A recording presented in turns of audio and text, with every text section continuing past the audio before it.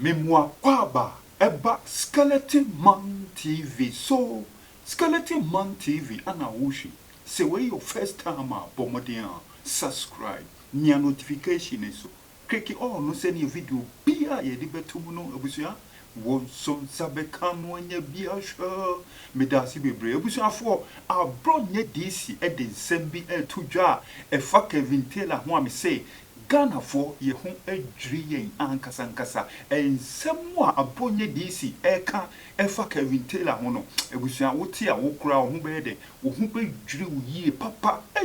Ghana for nyina anim se Kevin Taylor waye den waware a ne yire eye broni a samre woni ne yire nyina eye den eti America na no na Abronye DC e dia betudwa se Kevin Taylor ne yire na one ne wo America no abusuafo enye ono nkwa na oye den wo worry no na mom Kevin Taylor esan wo second wife wasan worry oba fofora we die wo ye Ghana ni ankasa abusuafo why and ye Kevin Taylor ne second wife Abronye DC wo ma Ghana fo nyina ati abusua me say wo ho ebeye den wo ho ebedwiri yie papa sa obey owo news ni modida chese enye afa kura na Abronye DC wodi ne din be den wodi ne din ebe tudwa sa oba no aba news no mu da me say Ghana ha no nyina ne din be ye den ne din ebe shatter yie ankasa wono ana chese Abronye DC say Kevin Taylor waware no kokua mu a samre abepie se ono ene ye ne second wife oyo baby a ne ho nsem nyina eye den ebepie ya na ebusuafo eye Ghana fo nwanwa but lately no ebusua ne din no eyira kura ana afi die Abronye DC wasa Kenya mu a ate Ghana fo shop no hwan ene sa oba no mu de mumiem bonwura video num na obehu say yes ewiase ehu ankasa but the evidence shows so a high on here TV. Yeah, call press conference. Samba Kaya. A year and nanu fieda and then a draw that's what the now former member of parliament for Pong Katamanso. Honorable Nin Laye Afoto Agbo. Or no, Enna. Abronye ya otise o po wo na okwa akopɛ de o babi nti amfa on na DNDC ba power nti ese so okekam obi ahu so okekam bibibi koso Kevin Taylor na honorable ni la yes say your friend ni on the caretaker of the Katamanso ho eno nti ena ma odi free parliament na Kevin Taylor didn't see a password and no ya cromfo and no ya cromfo and you say yes as a saw mukwa takeno or you should land guard from Togo near the ade Kevin Taylor one ma obiati yes one the honest person sa wo kekam nyina no na ye bone kwanso ne ani bre what is odi minister biatema na okwa kope bibi o ministry ho okwa na amfa oso o platform to enkoba bia ya ye na dwen sa on de NDC ba power Kevin Taylor no ayi ne fucking thinking adiaba wo no influence be na wo Ghana politics wo ya onenam hoi a wabobo sa prai ne fucking thinking ni say ono na di NDC bae anti we no be so no mu a na wa ma warning see we a no wa warning no chief of staff no wa warning no minister we a no wa warning no o ye na dwin so na DMPP bae na on na DNDC bae etino o kekam nyina no sa one ne wife ne second wife wa ware no Mami akrom ha abaya na on oba kroma na latest form nyina shoto sa eto no te separate eto no nyina te separate ketetie su sa mo so na mo dane ma ho sa de ne na ye fom na ketetie ko sia no na okanani ka kurukuru mo da mo ho toa no mani kan kuru nti afra ne kɔ mienu akatetie hwe ese to no sa afra ne ba no wa paki latest phone ahyehyɛ nkyɛn ne nkyɛn to ho abaka sɛ ɛyɛ ties oyi ade ne to a ɛte sɛ mete he yai na mo anso no muni natural eye ɛto ne nam ho na natural mo hu sɛ ɛyɛ to we ɛyɛ natural mo hu ɛno ntina yɛ no bi yankodi fada no because ade no wɔ hɔ a metima free mani sɛ we ne de ɛyɛ natural to na ayi esa hwane sansa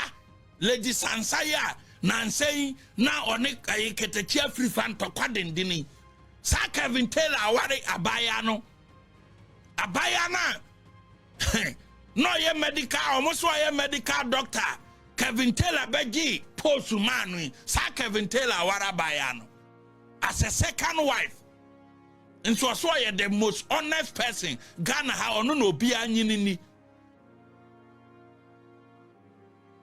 wa fa kire kude abe wara baya no ama ma print akohu ayi o ma kokwan ho akoye photocopy bi ekita o mo se gen ye doctor ni e de abedi appointment na chese ka national health insurance wo no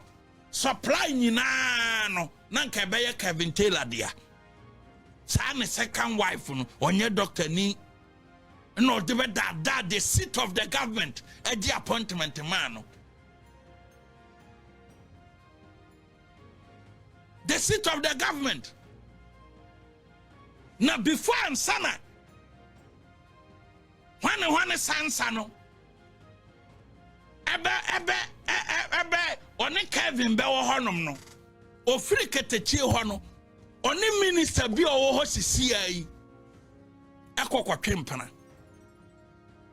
anti tama okosia Kevin Taylor no so na me ne Okatakyie na wo ho me firi ho me ne nipa sumasi se kro na o maye ni minister say e na oni Kevin Taylor fa adwene continue anti woni Lady Sansa no ne Kevin Taylor ye one. Ama sisi ameno kase minister bi wo ha. Wo mo ye one. E blackmail minister no, agi minister no $50,000. A minister no tua o wa ban mu sisi e wa tua sika no. Hey, because again no catch there minister no say o won naked pictures into one first sika na madia. Hey. Time minister no be converting na no. One first kana madia and the naked pictures no ebeba abonten Kevin Taylor na share again nati effort no na omo G 50,000 no and omo cheye minister sisi a wo sisi o kan maham president Mahama cabinet ho Kevin Taylor ne the second wife no Lady Sansa eye 1G minister no $50,000 $80 because no be converting no be a catcher say with naked pictures and paso na mo dia mo mema na bi no so kra no ha antino ma ho tuo na me de wakodam na nya to a ara me mfa me sesa me bossa so sinchampie ai officer me no was sign contract bia ba bia pa bia fa me kwai because a tuano me fi say tuano nem adi taxi no e ma me de free wo na ye kokoduru dam na latest form ana watwetwa ade apake ho eti ade akono ana ma that time na wo hwe ya entisa no wo mo break eno e se bibi kire o se nipa no kra na ya azan te se akono no timiti ei momo binom so dia mo ho ahom te pao say oh what's your be what is latest form what to the asha ho wo se ade die nie ukoduru ya oyi to wa flat wo de akora mo oduru che no na wanya kukuduro da ho owie ya wabebo ntrani a wo converting ade $50,000 meanwhile ono mom na deceive because he to no na de koye ayi bargain no wajisika no mo ne Kevin Taylor e de akwakoto asase sa one oba na to asase abom wafa kira be ware sa afna na oye fake doctor no a ode be di appointment man no ono na ye ono na ba be ware aye customary marriage aye marriage certificate am o makoto asase a o mbebo bra enso ne yiri te America ne yiri nim we sore a not work cancro for some the fathers attempt the reverend ministers attempt attack everybody. Ghana had the or no kwanaka wonyansa adewe or no nabobosa aprano ukota mo bu obi fa so $50,000 and I'm the quarter assassin one again the quarter assassin mo de be bobra no wabu obi afaso de akota asase na asema ba ho a na Kevin Taylor ba be ha na ni ana ni laye fotago ye ni paboni wo ye langard ni wo ye say wo ye kromfo wo mo pam ni mfiri andisi mu Kevin Taylor with surface interest and no chrono a wo de tia opeso bia hu se oye be macha obia no na no semete se na o ke cancer mera hu sem second former second lady and presidential candidate wife hey me catch no abafunu me catch us abafunu wo ya wo ti wanu wo conscience na se wo adwena nka wo papa yira a one ne tie wo ne na nkwankoda wo Kevin Taylor wo ni sa wo be kasatia samira baumia hey Kevin Taylor wo ni sa be kasatia samira baumia nano ye to abawie wo ba be kasatia samira baumia wo papa yire wo papa enya wo papa no ma menete wo papa yire a wo ne o ne tie no wo Kevin Taylor wo ne kodaye na odi dwa ne kwa America me boa kasa mboa foolish boy. Continue. Wono bia wono papa yira da no wono wo nyansa. Continue. Na what manya kokudura ba be didi samira ba omi atem wanya kokudura ba be kasati ba omi. Hey. Continue. Edam kwanso na wasie no sansa wono papa yira da enti edam kwanso na wasie no na bebam ya do beba ankamfo aba be mantamo makana market. Continue. Mese makana market say do beba ankamfo aba be mantamo da wono papa dae no o papa yire dae no eguso ya adwuma nanka wono wo na mo nka ba papa ho na bedi wachi wo ma mo twetwa fom ne twetwa fom de hye ayi mu ahyehye ya na bedi wachi na o pato ama menkyerɛ na kɔ UK ye school mu ho ba be kɔ school na ba ya bi wo ye friend adile nyako to no ye natural oba na class obi ape ba bi afa to no ye natural adile nyako to no ye natural obo UK opa twatekiti kwa obekwa akɔhu to oba no me hwɛ kredi ye natural na wono obaji obi gera no aheda ne na kɔ creative beef what ya fai santo kwa ne nyina wo de titar ketetie nyina wakɔ ware ge no eto pret eto mo pret eto atise mensayam nti hwane ba na hwane be ma no enu nti by force the bia latest form ebe introduce new one bia na frana kwa akototo no watwitwa na ode asehye ne to no aboku si ahye ho na meme bufaso medical doctor hwe ne hips say a fake wine adire ni kura ye oba akosa no wo no so ne de no so kura de tem bibia uyi UK de nva ba akosa wo ho ono so ne de natural na mo no mo te ha na wo no wakwakọ wi asase ne ye kan opese Ghana fo hu se wono Kevin Taylor no fight for nkrofo a wo mo ton sase wo ha na ni la ye fotago de langa de ha nkrofo sa no ni interest na o ka ho asem producer bo video no as land thief bo land thief video press conference o ma ye aguna nim ase afa ne yira chi abeware fake doctor no mo ko pass ase a enye yie na fe na obeka langard ho asem okroma producer bo ne video no mayenko. It is worthy to note that Kevin Taylor himself in his usual rants has confirmed the disputed land in contention is in Katamansu and not Okanman, as speculated and evidenced by his alleged acquisition. The disputed land is situated in the heart of the Great Binkwai Forest within the Katamansu's 2 boundaries, known to have been sold to him, the Kevin Taylor, and his accomplice, Madame Annie Sansa Dali, the famous self-styled doctor, whose appointment was recently revoked by President John Dramani Mahama. They jointly obtained their grants from Layelomo and the Okanchu family, albeit the land being at Okanman, but rather the land happens to be in Katamansu. It was fraudulently annexed, and deceitfully a land title certificate was procured from the Survey and Mapping Division